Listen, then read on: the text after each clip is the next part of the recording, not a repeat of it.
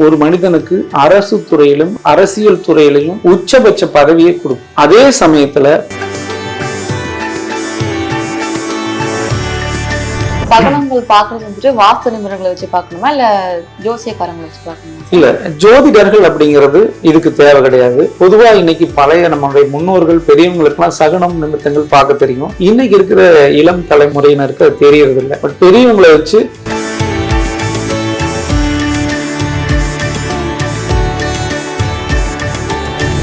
சில ரெண்டல் வீட்டுக்கு எல்லாம் போறாங்க. அந்த மாதிரி ரெண்டல் வீட்டுக்கு போகும்போது நம்ம எப்படி சார் வாஸ்து எல்லாம் அந்த இடத்துல பார்க்க முடியும்? கண்டிப்பா பார்க்கணும். எப்பவுமே இந்த வாஸ்து அப்படிங்கிறது வடக்கும் கிழக்கும் நம்மளுடைய முகத்துக்கான வடக்கும் கிழக்கும் தெற்கும் மேற்கும் ஒரு மனிதனுடைய முதுகு பகுதியை எடுத்துக்கிறோம். வீட்டுக்கும் முதுகு பகுதி அப்படின்னா தெற்கும் மேற்கும். அப்போ முதுகு பகுதியில வீடு கட்டி போறாங்க அப்படின்னா வந்து தலைவாசலை முக்கியமா பார்க்கணுமா இல்ல உள்வாசலை முக்கியமா பார்க்கணுமா சார்? எப்பவுமே ஒரு வீடு கட்டடம் கொடுக்கறப்ப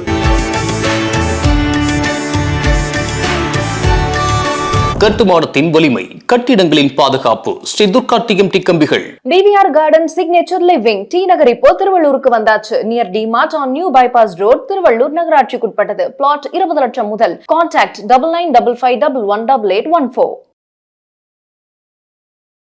பக்தி கஃபே நேயர்களுக்கு வணக்கம். நிகழ்ச்சியை தொகுத்து வழங்குவது நான் டிமாரோஸ். வாஸ்து பத்தி நம்மளுக்கு எக்ஸ்பிளைன் பண்றதுக்காக ஸ்ரீ சர்க்குரு வாஸ்து தங்கதுரை நம்ம கூட இணைந்திருக்காங்க. அவங்கள நம்ம நிகழ்ச்சிக்கு வெல்கம் பண்ணிட்டு நம்ம நிகழ்ச்சிக்குள்ள போகலாம். வணக்கம் சார், எப்படி இருக்கீங்க? குரு வாழ்க, குருவே துணை. சரி, பொறுத்தவங்க வீடு கட்டுறாங்க அப்படின்னா அந்த வீட்டுல இந்த மாதிரியான வாஸ்துகள் முக்கியமா பார்க்கணும்? இந்த அக்னி மூலை, இது தலைவாசல், இது வந்து குபேர மூலை அப்படின்னு பாப்பாங்களா? அந்த மாதிரி எந்த வாஸ்து எல்லாம் முக்கியமா பார்க்கணும் சார்? எப்பவுமே நம்ம வீடு கட்ட ஆரம்பிக்கிறப்ப ஃபர்ஸ்ட் இடத்தை தேர்வு செய்யறதுதான் முக்கியத்துவம் கொடுக்கணும். இடம் சரியாக இருந்தால் மட்டும்தான் நீங்க வாஸ்துப்படி வீடு கட்டினா சரியா இருக்கும். இடம் தப்பா இருந்துச்சுன்னா என்னதான் வாஸ்துப்படி நீங்க கட்டடங்கள் கட்டினாலும் பலன் கொடுக்கறது இல்லை. அப்போ ஃபர்ஸ்ட் நீங்க வந்து வீடு கட்டுறதுக்கு முன்னாடி இடத்தை தேர்வு செய்யறதுக்கு ஒரு நல்ல வாஸ்து நிபுணரா வச்சு தேர்வு செஞ்சுட்டு அதுக்கப்புறம் ஆரம்பிக்கணும். இன்னொன்னு, இடத்தை தேர்வு செய்யறப்ப இடத்துக்கு பக்கத்துல ஒரு 100 மீட்டர்லயோ 50 மீட்டருக்கு உள்ளேயோ அருகாமல ஒரு ஏரிகளோ குளங்களோ இல்லாம இருக்கணும். இன்னொன்னு, வீட்டிற்கு வடக்கும் கிழக்கும் பகுதியில வீட்டிற்கு தலைவாசல் வச்சா வாசல் நின்று பார்த்தா தெரியக்கூடிய தூரத்துல கோயில்கள் இருக்கக்கூடாது. அது சின்ன கோயிலா இருந்தாலும் சரி, இல்ல பெரிய கோபுரங்கள் இருக்கக்கூடிய கோயிலாக இருந்தாலும் சரி, நம்ம வீடு கட்டக்கூடிய இடத்துல இருந்து 50 மீட்டருக்குள்ள இருக்கக்கூடாது. அதுபோல வீட்டினுடைய வடகிழக்கு திசையில, வடக்கும் கிழக்கும் திசையில வீட்டுக்கு பக்கத்துல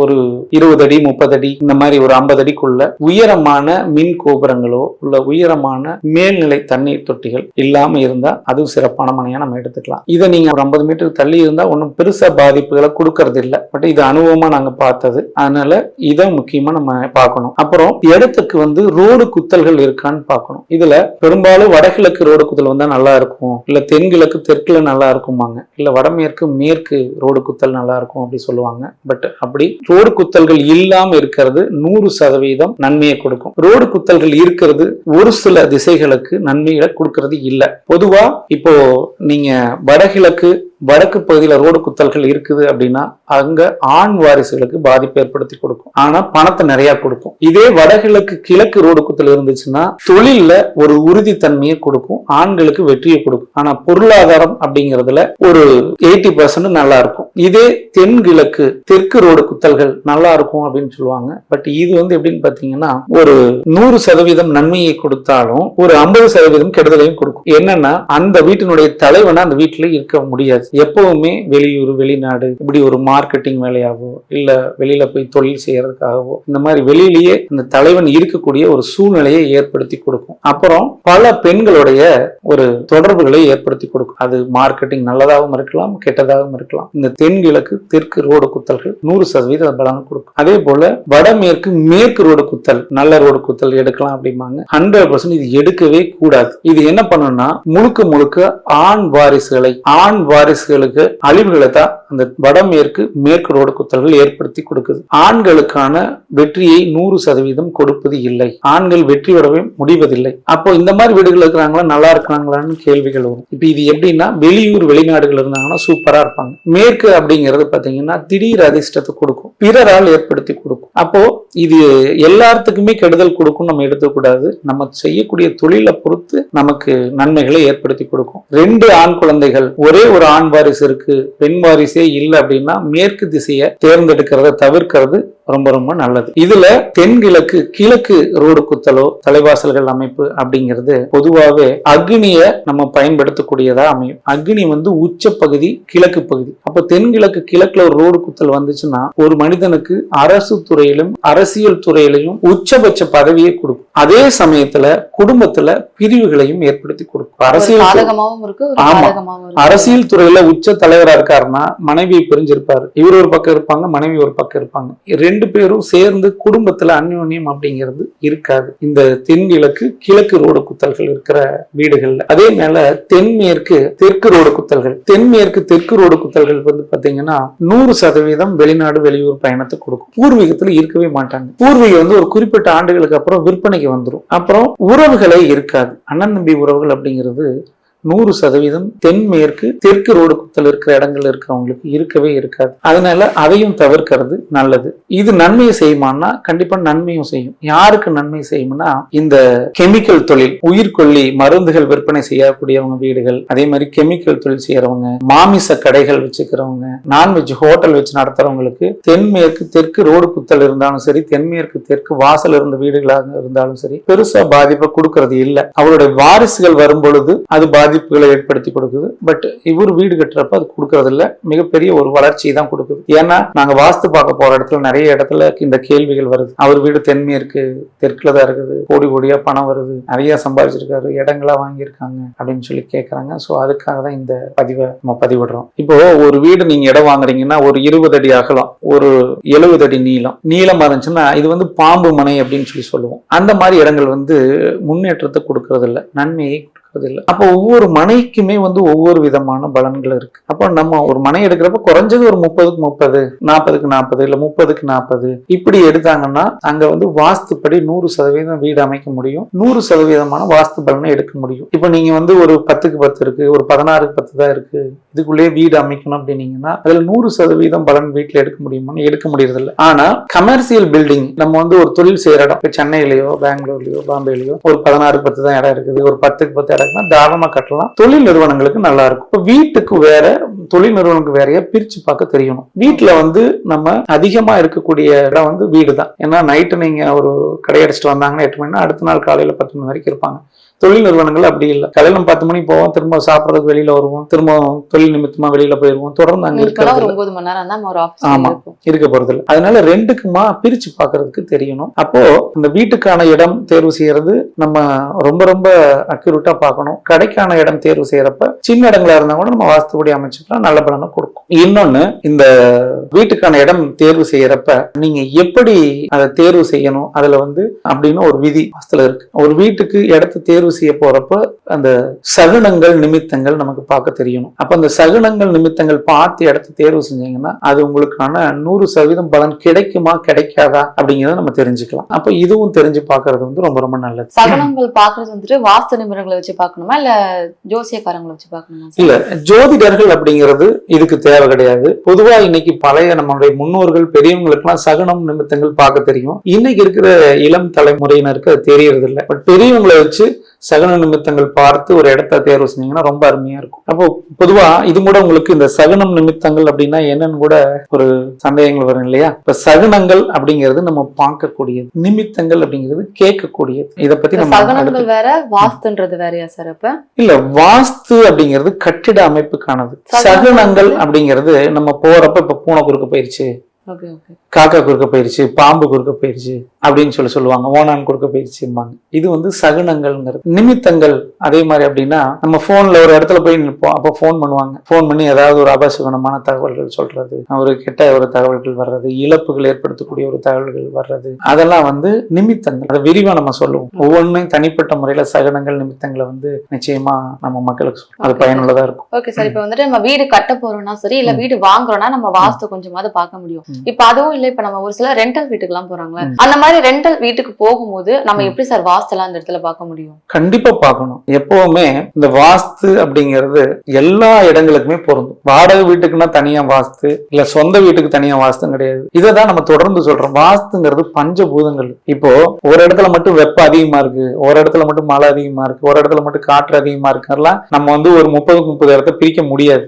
அப்போ வாஸ்து அப்படிங்கிறது நீங்க எல்லா இடத்துக்குமே பார்க்க தெரியணும். பிரிச்சு பார்க்க தெரிஞ்சா மட்டும்தான் இதுல பலன் எடுக்க முடியும். இதை 100% கொண்டு வர முடியாதனாலதான் நிறைய பேர் இதை பாக்குறது இல்லை. என்னடா வீடு கட்டினா பார்க்க சொல்றாங்க, வாடகை வீட்டுக்கு போனா பார்க்க சொல்றாங்க, பிசினஸ் பண்ணா பார்க்க சொல்றாங்க அப்படின்னு சொல்றாங்க. அப்படிலாம் கிடையாது. இது வந்து வாழ்க்கையில நம்ம ஒரு முறை தான் பார்க்கணும். வீடு கட்டுறப்ப ஒருக்கா பார்க்க போறோம், ஓகேங்களா? இப்ப சப்போஸ் நான் எனக்கு வந்து வாடகை வீட்டுக்கு போறேன்னீங்கன்னா ஒரு நல்ல வாஸ்துமாரை கூப்பிட்டு வாடகை வீட்டுக்கு போற பாத்தீங்கன்னா அவரே உங்களுக்கு சொல்லிக் கொடுப்பார். தலைவாசல் எந்த இடத்துல இருக்கணும், ஜன்னல்கள் எப்படி இருக்கணும், கிச்சன் எப்படி அமைப்புல இருக்கணும், ஹால்னா எப்படி இருக்கணும் அப்படின்னு அவரே சொல்லி கொடுத்துருவாரு. ஒரு டைம் பாத்துட்டீங்கனாலே அடுத்த வீடு பாக்குறப்ப நீங்களே பெரும்பாலும் பாத்துக்கலாம். ரொம்ப ஈஸி தான். அதுலயே உங்களுக்கு புரிதல் இல்லைன்னா திரும்ப கூப்பிட்டு தான் பார்த்தாங்க. அதனால வாடகை வீடா இருந்தாலும் சொந்தமா வீடு கட்டினாலும் நல்ல ஒரு வாஸ்து நிபுணரை வச்சு கட்டுறதுதான் 100% பலனை கொடுக்கும். ஓகே சார், இப்ப நம்ம வீடு கட்ட போறோம்னா வாஸ்து பார்த்து எல்லாமே கட்டி வச்சிருப்போம். ஆனா வீட்டுக்குள்ள போனதுக்கு அப்புறமா எந்தெந்த பொருள் எங்கெங்க இருக்கணும்ன்றது நிறைய பேருக்கு தெரியாம போயிடுது. எந்தெந்த பொருள் எந்தெந்த மூலையில இருந்தா நல்லது சார்? பொதுவா இப்போ ஈசானிய பகுதி தலைப்பகுதியில வெயிட்டான பொருள்கள் எந்த பொருளுமே வைக்கக்கூடாது. வெயிட்டான பொருள்னா நிலையான பொருள்கள். இப்ப நிறைய பேர் என்ன பண்ணிட்டாங்கன்னா கடந்த காலங்கள எல்லாம் ஈசானியத்துல போர்ட்டிகோ போட்டு கார் நிப்பாட்டினாலே மிகப்பெரிய தவறு அப்படின்றாங்க. அப்படி கிடையாது. அப்போ நிரந்தரமா வைக்கக்கூடிய பொருள்கள் இருக்கக்கூடாது. கார் அப்படிங்கிறது நம்ம நிரந்தரமா நிப்பாட்ட போறது கிடையாது. இன்னைக்கு எடுப்போம், மதியானம் எடுப்போம், சாயங்காலம் எடுப்போம், எப்படி இல்லைன்னா ஒரு வாரம் கழிச்சுனாச்சு எடுத்து அதை மூவ் அப்.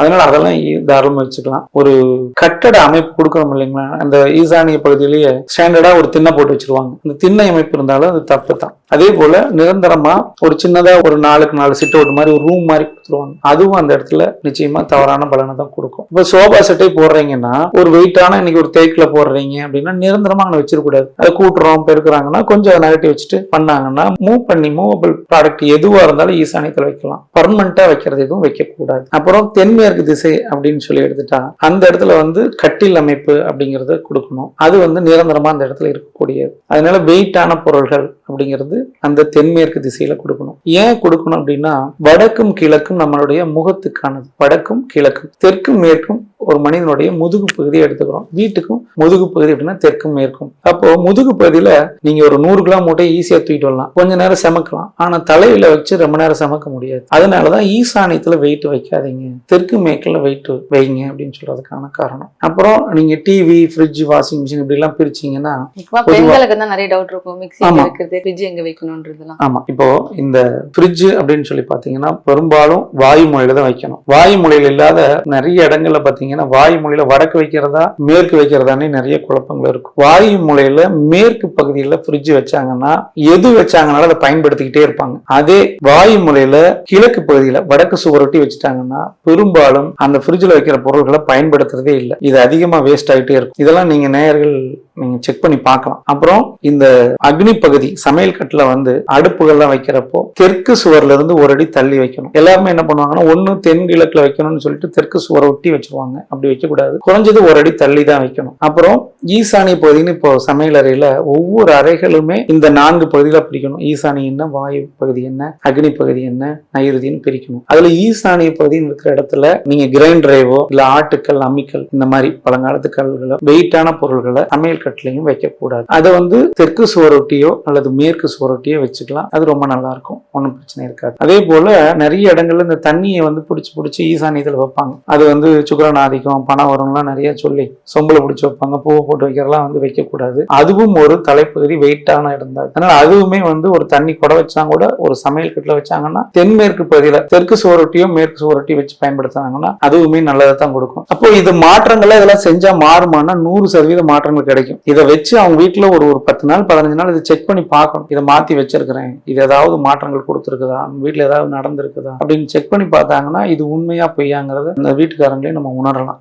சரி, இப்போ ஒரு வீடு கட்டி போறாங்க அப்படின்னா வந்துட்டு தலைவாசல் வெளிவாசலை முக்கியமா பார்க்கணுமா இல்ல உள்வாசலை முக்கியமா பார்க்கணுமா சார்? எப்பவுமே ஒரு வீடு கட்டடமைப்பு கொடுக்கறப்ப தலைவாசல் அப்படிங்கறத ரொம்ப ரொம்ப முக்கியமா பார்க்கணும். உள்வாசல் கதவு அமைப்புகள் வந்து நம்ம பெருசா பார்க்க வேண்டியது இல்லை. ஏன்னா இது நல்ல கேள்விதான். தலைவாசல்ல இன்னைக்கு பாத்தீங்கன்னா நிறைய பேர் ஏற்கனவே ஒரு வீடு பழைய வீடு இருந்திருக்கும், அதுல வந்து தேக்கு மரத்துலதான் நம்ம தலைவாசல் போட்டிருப்பாங்க. அதே எடுத்து வந்து புதுசா வீடு கட்டுற இடத்துல வைப்பாங்க. அந்த மாதிரி வைக்கவே கூடாது. அப்புறம் தலைவாசலுக்கு என்ன பண்றாங்கன்னா இன்னைக்கு இரும்புல வந்து டோர் போடுறாங்க, மாடர்னா போடுறது, அதெல்லாம் பண்ணக்கூடாது. தலைவாசல் அப்படின்னா தேக்கு மரம் மட்டும்தான். இது மட்டும்தான் 100% அப்படிங்கிறது நல்ல பலனை கொடுக்குது. அதுல வந்து வளர்ச்சியை கொடுக்குது. மத்ததெல்லாம் போட்டா வளர்ச்சியை கெட்டது கொடுக்குதுன்னா அப்படிலாம் கிடையாது. பெருசா முன்னேற்றத்தை கொடுக்காது, பட் நியூட்ரலா நம்ம போயிட்டே இருக்கும். அதனால நம்ம ஒரு அபரிவிதமான வளர்ச்சி வேணும்னா அதுக்கான முன்னெடுப்புகள் நம்ம செஞ்சோம்னா கண்டிப்பா அதற்கான பலனை கொடுக்கும். வீட்டுக்கு உள்ள வந்து ரூம்ல கொடுக்கறது வந்து நீங்க எப்படி வேணாலும் டோர் கொடுத்துக்கலாம். இன்னைக்கு நிறைய வீடுகள்ல பாத்தீங்கன்னா புதுசா என்ன பண்றாங்கன்னா சமையல் அறைக்கும் வந்து டோர் போட சொல்லியிருக்கிறாங்க. ஏன்னா கடந்த வாரம் இந்த உடுமலைப்பேட்டை பொள்ளாச்சியில இருந்து ஒரு ஜோதிடர் சொன்னாருன்னு சொல்லி, வாஸ்து நிபுணர் சொன்னாருன்னு நான் வாஸ்து பார்க்க போயிருந்தேன் கிருஷ்ணகிரியில.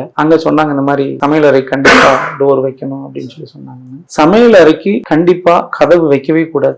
ஏன் நம்ம அந்த காலத்துல இருந்து இன்னைக்கு வரைக்கும் ஏன் வைக்கலன்னா சமையல் கட்டுல இருக்க பொருள் எல்லாமே வெளியேறக்கூடியது. அங்க எதுவுமே நீங்க செஞ்சு வச்சுட்டு அப்படியே வச்சிட்டீங்கன்னா கெட்டு போயிடும். அதனால சமையல் கட்டுக்கு வந்து எப்பவுமே டோர் கொடுக்க கூடாது. அந்த இடம் வந்து ஓப்பனா தான் இருக்கணும். மற்ற எல்லா அறைகளுக்குமே கண்டிப்பாக கதவுகள் அமைப்பு அப்படிங்கிறது கொடுக்கணும். ஓகே சார், இப்போ ஒரு வீட்டுல வந்துட்டு ஒருத்தவங்களுக்கு அதிகமான கால் வலி வருது அப்படின்னா வந்துட்டு அதுக்கும் வாஸ்துக்கும் என்ன சார் சம்பந்தம் இருக்கும்? நம்ம உடம்புல நடக்கிற பிரச்சனைகளுக்கும் வாஸ்துக்கும் நம்ம உடம்புக்கும் 100% தொடர்பு இருக்கு. என்னன்னா பொதுவாகவே நம்ம கால்களுக்கான இடம், வீட்டுக்கு கால்கள் அப்படின்னாலே வாயு மூலை அப்படிங்கிறோம். வாயு மூலை ஒரு வீட்டுல வெட்டுப்பட்டு இருக்குது, வாயு மூலையில வடக்கு பக்கம் அல்லது மேற்கு பக்கம் கிணறு இருக்கு, இல்ல பள்ளமான அமைப்புகள் அந்த இடத்துல வந்து கீழ்நிலை தண்ணீர் தொட்டி கொடுத்திருந்தாங்கன்னா அந்த வீட்டுல கண்டிப்பா எலும்பு முறிவுகள் அப்படிங்கிறது ஏற்படும். இல்ல கால்கள் வாதத்தோட குழந்தைகள் பிறக்கும், இல்லைன்னா ஏதாவது விபத்துக்களால எலும்பு முறிவுகள் அப்படிங்கிறது ஏற்படும். இது 100% எல்லா பக்கம் நடக்குது. இது அனுபவத்தை நாங்க தொடர்ந்து பதிவிட்டு வரோம். அதனால எப்ப கால் எலும்பு தொடர்பான பாதிப்புகள், எலும்பு மூட்டு தொடர்பான பாதிப்புகள் வந்துச்சுன்னா வீட்டுடைய வாயு மூலையை சரி செஞ்சா 100% அந்த பாதிப்புல இருந்து நம்ம விடுபடலாம். ஓகே சார், இப்ப இருதயத்துல ஏதாவது பிரச்சனை வருது அப்படின்னா நம்ம எந்த மூலையை நம்ம கவனிக்கணும் சார்? இருதயம் அப்படின்னா 2 இடங்களை நம்ம கவனிக்கணும். ஒண்ணு அக்னி மூலை. அக்னி மூலையில கீழ்நிலை தண்ணீர் தொட்டியோ அல்லது போர்வெல்லோ சம்பு கொடுத்தாங்கன்னா நிச்சயமா அங்க இருதயம் தொடர்பான நோய்கள் ஏற்படுத்தி கொடுக்கும். வாயு மூலையில ஓப்பனா தண்ணீர் தொட்டி வச்சிருப்பாங்க. நிறைய இடத்துல வாயு மூலையில செப்டி டேங்க் போடுவாங்க. அந்த செப்டி டேங்க் வந்து ப்ராப்பரா எப்படி பண்றதுன்னு தெரியறது இல்ல. தவறான அமைப்புகள் வாயு மூலையில வடமேற்கு மேற்கு பகுதியில் அமைச்சாங்கன்னா கண்டிப்பா அங்க வந்து இதயம் தொடர்பான நோய்களை ஏற்படுத்தி கொடுக்கும். ஹார்ட் அட்டாக் அப்படிங்கிறது வரும். தலையில நம்மளுக்கு ஏதாவது பிரச்சனை வருதுன்னா அப்ப எந்த மூலையை சார்? நம்ம தலை அப்படிங்கிறது ஈசானிங்கிறோம், சனி மூலை, நார்த் ஈஸ்ட். அதுதான் தலைவாசல் வைக்கக்கூடிய இடம்னு சொல்றோம் இல்லைங்களா. தலைங்கிறதா வடகிழக்கு மூலை தான் தலை. அதனாலதான் வடக்கும் கிழக்குல ஜன்னல் வைமாங்க. இது என்னன்னா நம்மளுடைய முகத்துல 2 கண்கள் இருக்க மாதிரி வீட்டுக்கும் வடக்கு பகுதியில ஒரு கண் அப்படிங்கிறது ஜன்னல், கிழக்கு பகுதியில ஒரு கண் அப்படிங்கிறது ஒரு ஜன்னல். இப்போ வீட்டுக்கு வடக்கும் கிழக்கு ஜன்னல் வைங்கிறது காரணம் இதுதான். அப்ப தலைப்பகுதியில அந்த இடத்துல வெயிட்டான பொருளோ படிக்கட்டுகளோ இல்ல அந்த இடத்துல டாய்லெட் பாத்ரூம், பூஜை அறை, சமையல் அறை, மேல வந்து அந்த இடத்துல மட்டும் ரூமு, இந்த மாதிரி ஏதாவது கொடுத்தாங்கன்னா தலை அப்படிங்கிறது 100% பாதிப்பு ஏற்படும். அந்த மாதிரி வீடுகள்ல ஆட்டிசம் பாதிக்கப்பட்ட குழந்தைகள் பிறப்பாங்க. அதனால ஈசானிய பகுதி அப்படிங்கிறது ரொம்ப கவனமா கையாளக்கூடியது. ஈசானிய பகுதி வந்து சரியா இருந்துச்சுனாலே மற்ற பகுதிகள் வாஸ்து தவறா இருந்தா கூட பெருசா பாதிப்புகளை கொடுக்கறது இல்லை. அதனால ஈசானிய பகுதி தான் ரொம்ப ரொம்ப முக்கியமான பகுதி. வாஸ்து பற்றி நான் கேட்ட கேள்விகள் எல்லாத்துக்கும் ரொம்ப விளக்கமான பதில் கொடுத்தீங்க. நிகழ்ச்சிக்கு வந்ததுக்கு ரொம்ப நன்றி சார். நன்றி சார். சொன்ன இன்ஃபர்மேஷன் உங்களுக்கு ரொம்பவே யூஸ்ஃபுல்லா இருந்திருக்குன்னு நினைக்கிறேன். மீண்டும் மற்றொரு நிகழ்ச்சியில் சந்திப்போம். நன்றி. இந்த வீடியோ உங்களுக்கு பிடிச்சிருந்தா லைக் பண்ணுங்க, ஷேர் பண்ணுங்க, கமெண்ட் பண்ணுங்க. மறக்காம பெல் பட்டனை கிளிக் பண்ணிட்டு பக்தி கஃபே தமிழ் சேனலை சப்ஸ்கிரைப் பண்ணிடுங்க.